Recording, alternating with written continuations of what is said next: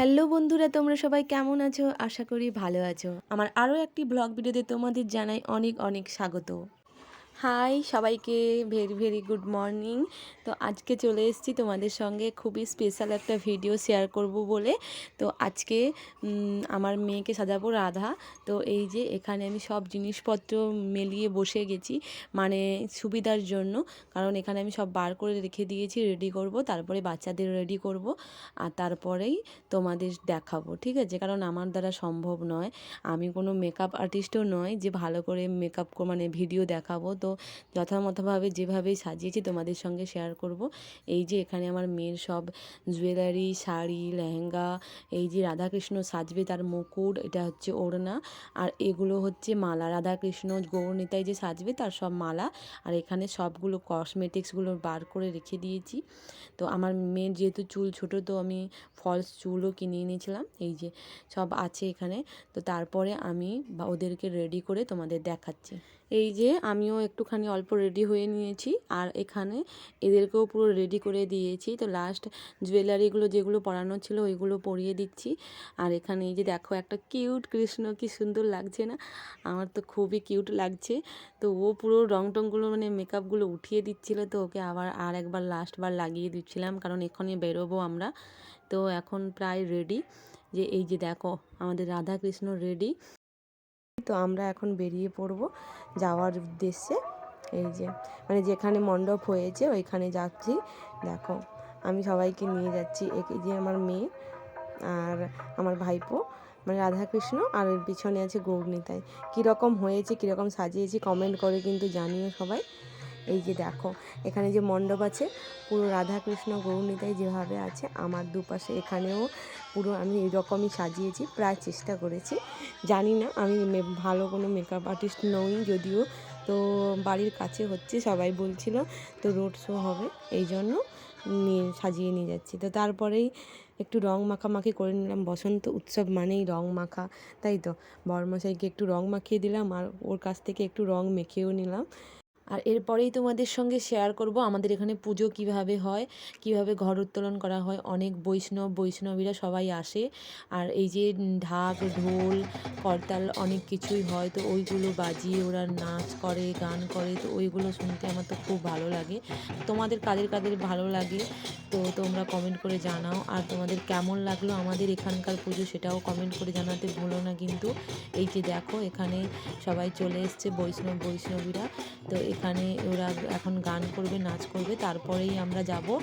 এই যে রাধাকৃষ্ণের যে পুজো হবে তার জন্য আমরা ঘর তুলতে বেরোবো এখন। আর এই যে দেখতে পাচ্ছ, এরা যেটা ভাবছো আমি নাচ করছে না, কি সুন্দর, এত সুন্দর সুন্দর নাচ করে যায়। তো আমরাও সবাই নাচবো, দেখতে থাকো পুরো ভিডিওটা, তোমাদের নিশ্চয়ই ভালো লাগবে। আর এই যে দেখো আমার কর্তা বসাই, দেখেছো কি সুন্দর লাগছে না? হলুদ পাঞ্জাবিতে দারুণ লাগছে। তো ও ওখানে নাচ শুরু করে দিয়েছে, আর আমরা সবাই অনেক অনেক এনজয় করি। তো তোমরাও দেখতে থাকো পুরো ভিডিওটা স্কিপ না করে।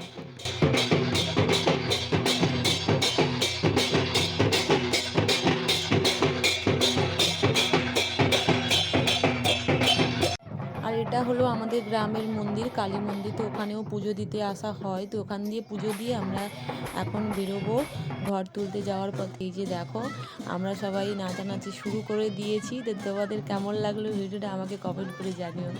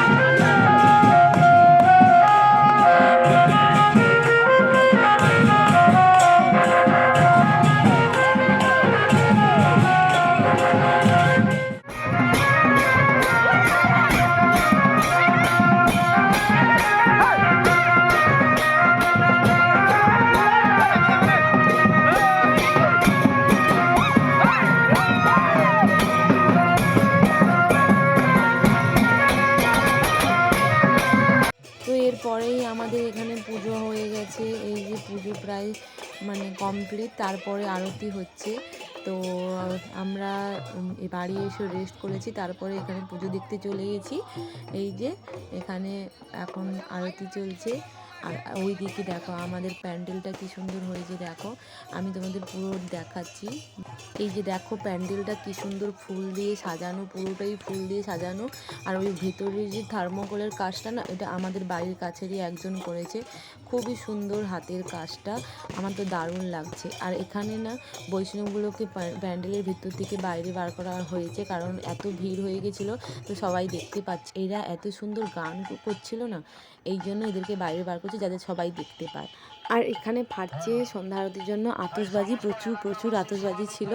আর এই যে দেখতে পাচ্ছ, এই যে এটা জ্বালানো হয়েছে না, এটা এখন আমাদের তরফ থেকে, মানে আমার কর্তামশাই এই বোমগুলো নিয়ে এসেছিলো ফাটানোর জন্য। এত সুন্দর লাগে, আমার তো খুবই দারুণ লাগে। দেখতে পাচ্ছ কি সুন্দর লাগছে না? আরও আছে অনেক আতশবাজি। এই যে এখন পুরোটা দেখতে থাকো, তোমাদের নিশ্চয়ই ভালো লাগবে। যদি ভালো লাগে একটা লাইক করে দিও, কমেন্ট করো, আর সবাইকে শেয়ার করো।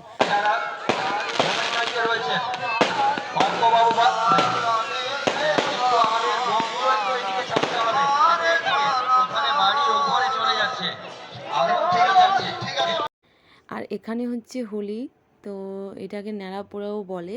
তো এখানে আলু পেঁয়াজ টেঁয়াজ ওই সব পুড়িয়ে খেতে হয়। তো এটা হচ্ছে পুজোর দিন আমাদের এখানে হয়। এই যে দেখো কি সুন্দর হয়েছে। আমাদের এখানে আরও একটি নিয়ম আছে, যে রাধা মাধবের যে পুজো হলো তার পরের দিন সকালে অন্নভোগ লাগানো হয় আর পুরো গ্রাম খাওয়ানো হয়। ওটাও দেখতে থাকো। 2000 years later.